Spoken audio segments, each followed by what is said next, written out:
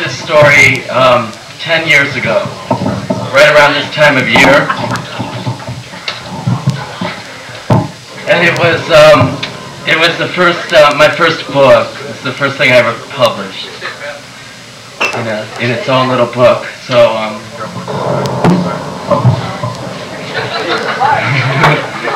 so I'm going to play the piano to it for our 10th anniversary. It's called Thin Air. It's in 3 parts. And the first part is called The Spell. I should sit on the chair.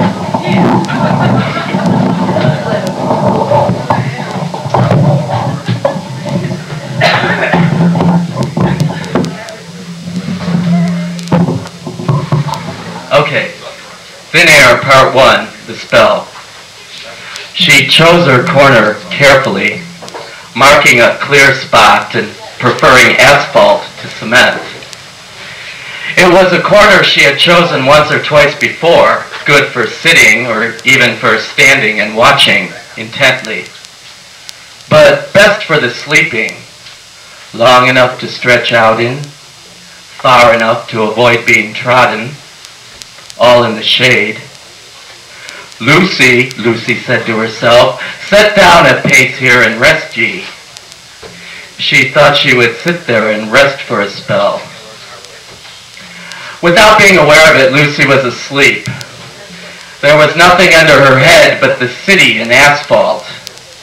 To passers-by, her skull seemed unusually large and flat, for such was the effect of her red short-haired wig.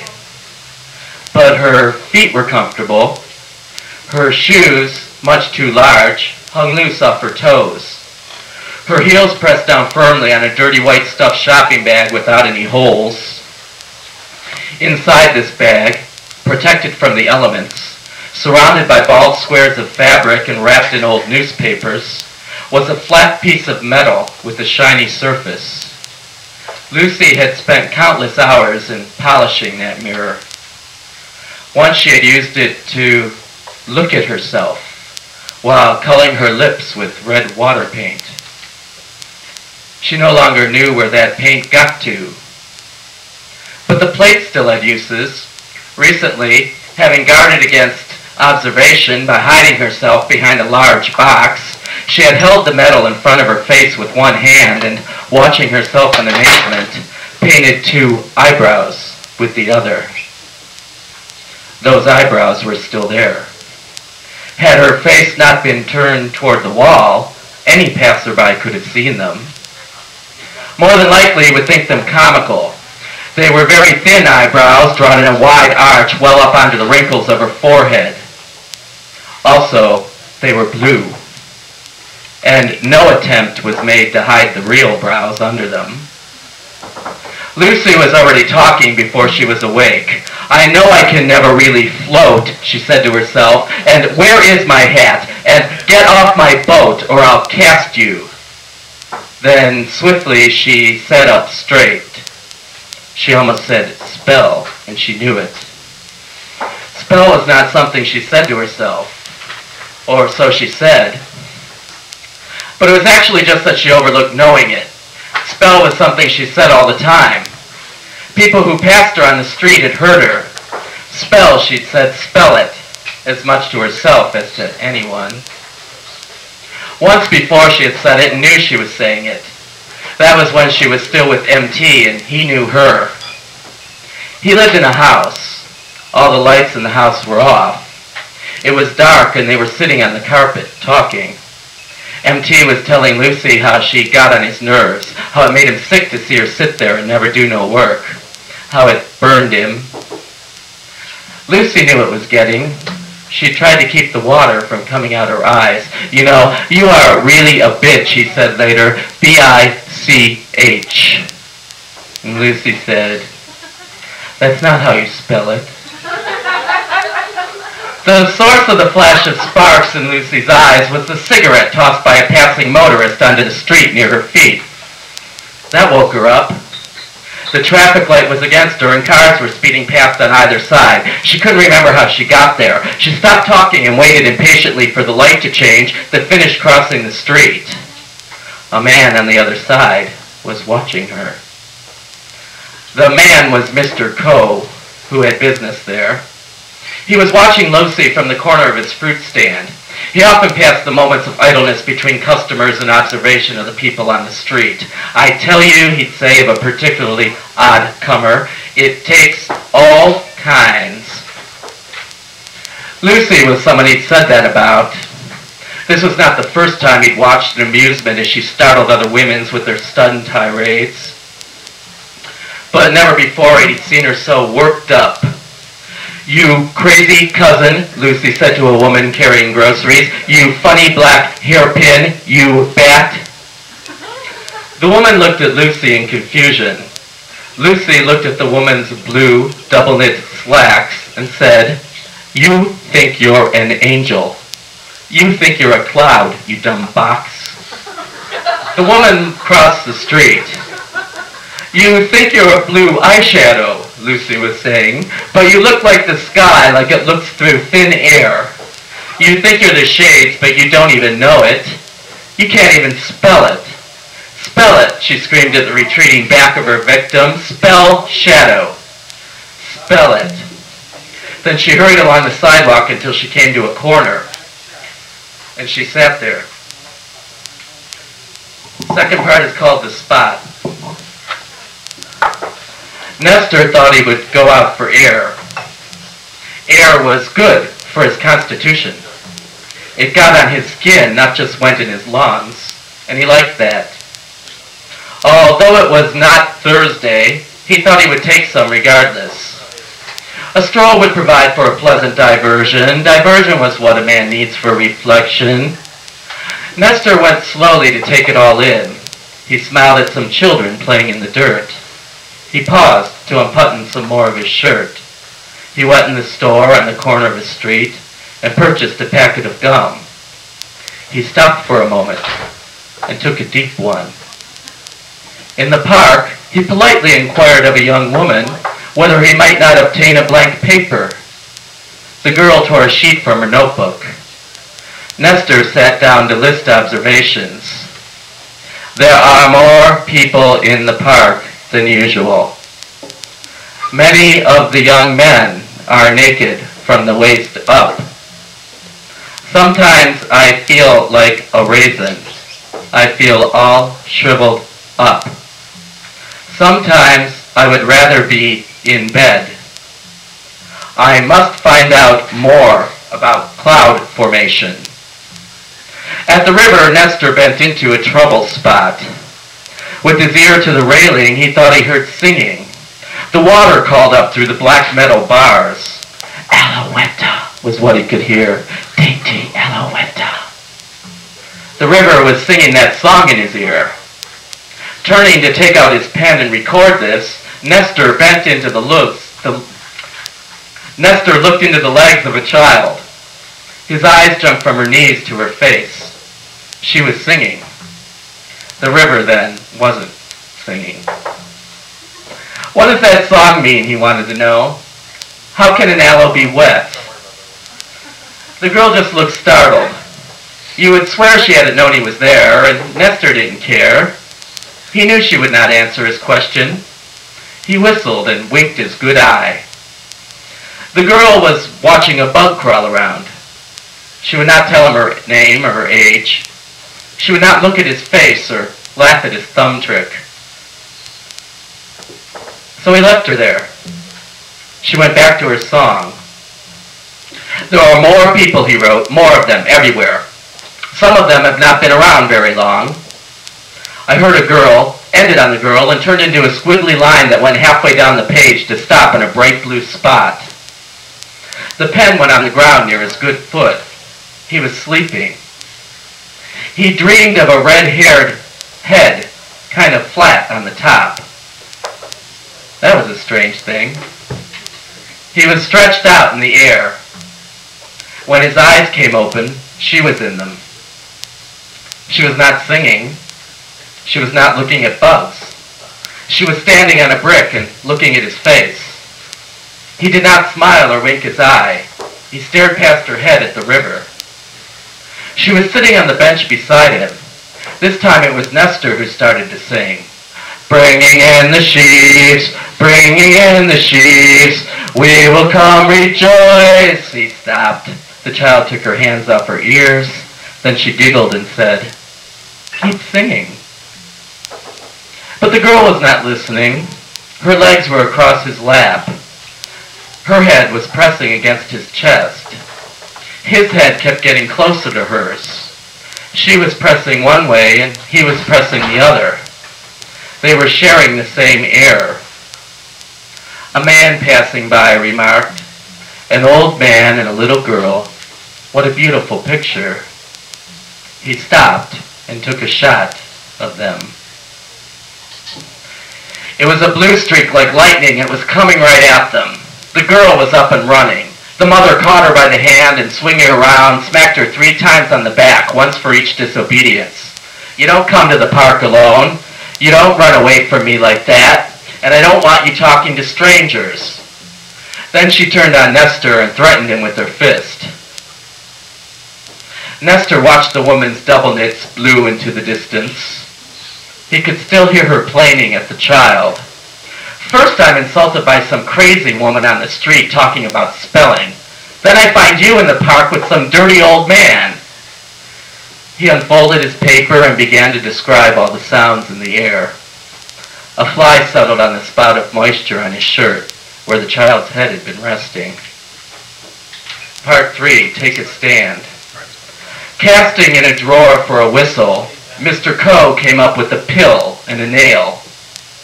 No matter what I set to seeking, he said to himself, I always come up dry. You never knew when you would need a whistle. One thing you learned through the years in these parts was always be prepared for the worst. Like I said to Tony, Mr. Coe said to Chuck, you never know when you're gonna need a whistle. You never know who's over your shoulder. It could be a loony or nut. Yep, Chuck said. Sometimes you might need a blade. Yep, he repeated. But it could be a saint. Take the stand. I've been here 15 years. I know every ace from here to 14th Street, but my wife still worries if I'm home late. You gotta expect things, Tony put in, but Chuck only said, Pear's looking small this year. Must have been that dry spell. Oh, no, Coe was thinking. Here we go again. What about this pear? Mrs. Maletti yelled from the corner of the fruit stand. What about that pear? Pears are 50 cents. The doctor says I need roughage, she said, coming towards him. Does this count? He didn't answer. She wanted to make it cheaper. She mentioned boycotts, inflation, a mark on the float. Mr. Coe put his hand on the nail. Lady, that pear is 30 cents. Take it or take it. He pointed at the street.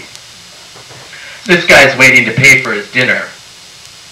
Mrs. Maletti looked out of the corner of her eye at a tiny old man in gray sneakers. He was holding a bag of lettuce in one hand and a pen in the other. He did not look back at her. She stormed out of the store, leaving the pear on the counter. Nestor paid for the lettuce and walked out the door. He was not really looking at anything. He was not thinking about anything or planning to write anything down. Mr. Coe watched him cross the street. He was walking much slower than usual.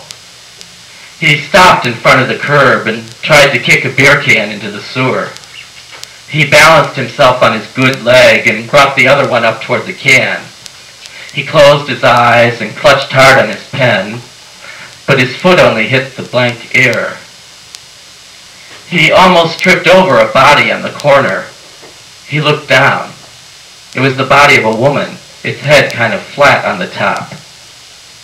I will look at her, Nestor thought. I will stand here and look at her until she opens her eyes. I will ask her why she wears that red wig. But Lucy would not open them. She could not take seeing someone stare down at her. She could not stand it. He walked slowly around the body, continued up the street to the next corner, and vanished. Into... Yeah.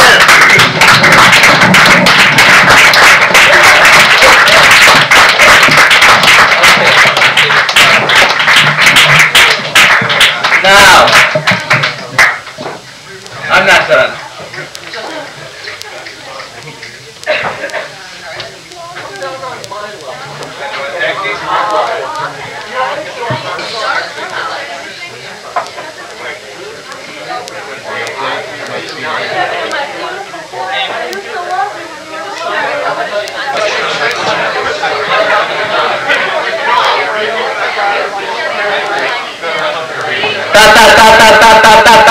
Okay, here's what's up. We're gonna, before everyone gets too drunk, I want to read this other thing. And, so if you're gonna talk now, please kind of talk quietly or try to listen for a little while. Yeah.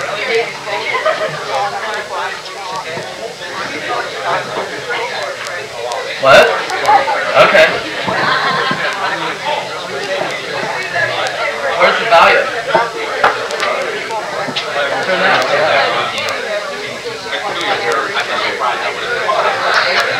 Oh yeah. Turn up the volume. Yeah. Turn up the volume. I'm sure. All right. Okay. That's it.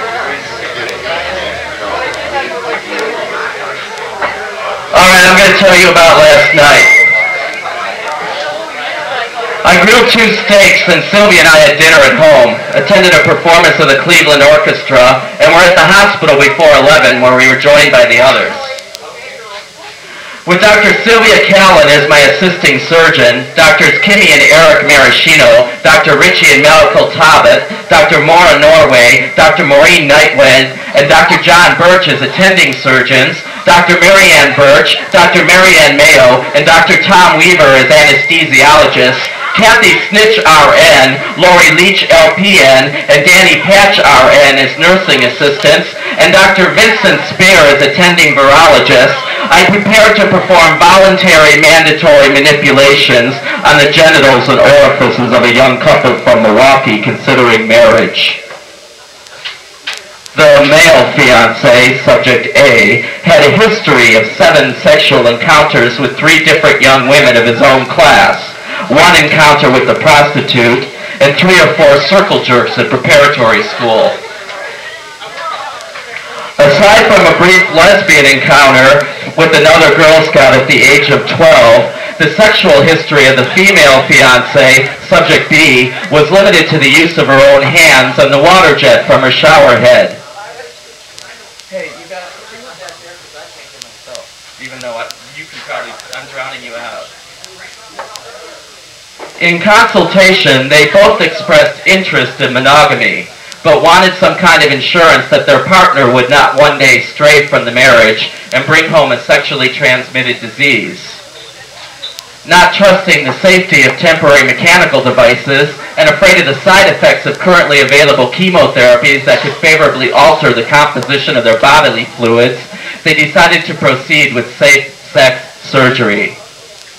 My plan was to mold a series of tucks, folds, and skin grafts around the circumference of subject A's penis, creating artificial barriers to penetration in most human orifices.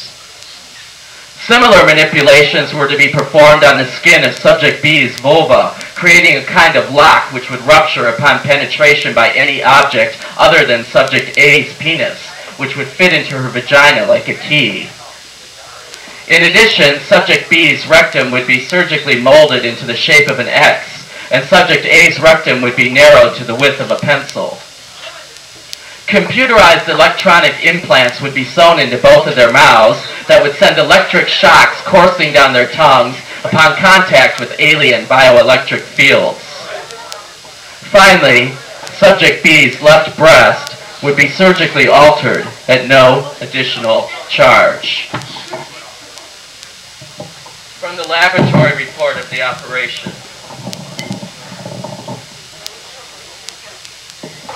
Dr. Callan cut through the tough fibrous covering of subject B's labia, while Dr. Birch cut through subject A's tunica.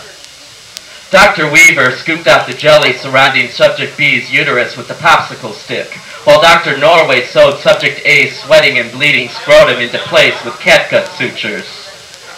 Dr. Spear inserted a small metal rod into subject B's asshole, while Nurse Sitch cut into subject's skin just above the left eyelash margin, and Dr. Mayo removed the radiohumeral and ultrahumeral sections of the subject's elbow. Dr. K. Maraschino closed subject A's asshole with catgut sutures, while Drs. E. Maraschino and M. Talbot applied an intestinal clamp to the subject's penis from above downwards, and Dr. R. Talbot made a ventral midline incision through the skin of the subject's left tit. Dr. Whitehead cut into the skin and muscles of subject A's abdomen, while Nurse Leach lathered Dr. Birch's back with green soap, and Dr. Norway squeezed one of Nurse Patch's balls gently between two fingers. Dr. Callan cut into the skin of subject A's buttock and split open a muscle like the pages of a book, while Dr. Mayo kissed Dr. Spear on the maxillary portion of his cheek, and Dr. Weaver pulled apart the cheek of Nurse Leach's ass to expose her asshole. Sylvia inserted the needle of a 10 cc syringe into Dr. Spear's penis, while Kimmy and Eric gave each other sucker bites on the indentations between their necks and clavicles, and Maureen swirled her tongue around in Dr. Norway's mouth.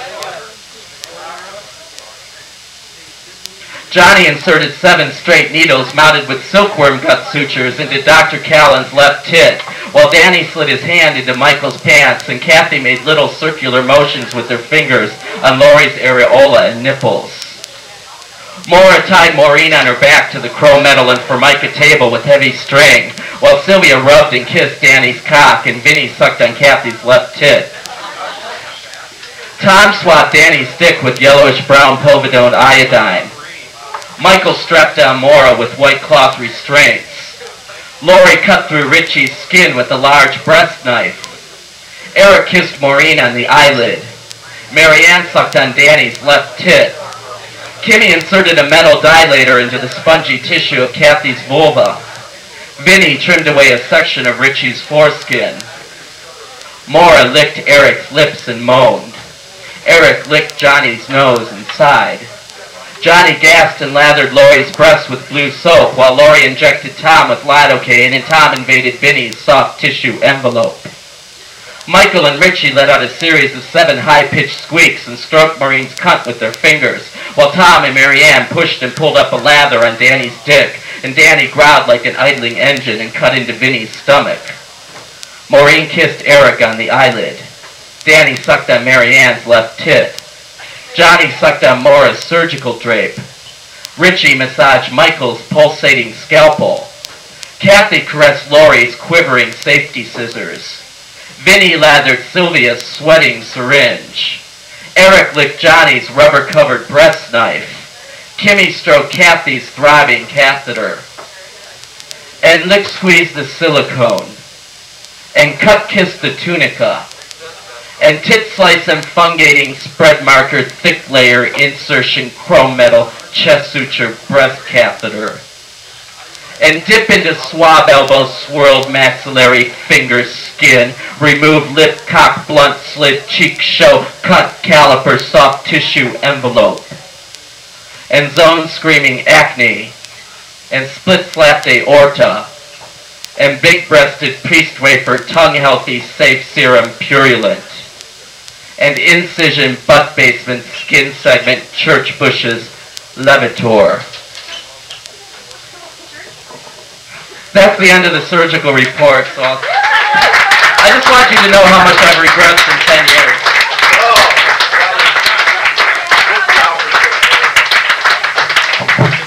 Thank you, Dr. Green. Looking at him now, you wouldn't think that he once had such droopy eyelids. Paul Resnick will be up in a little bit to play some music. Maybe we shall just come in.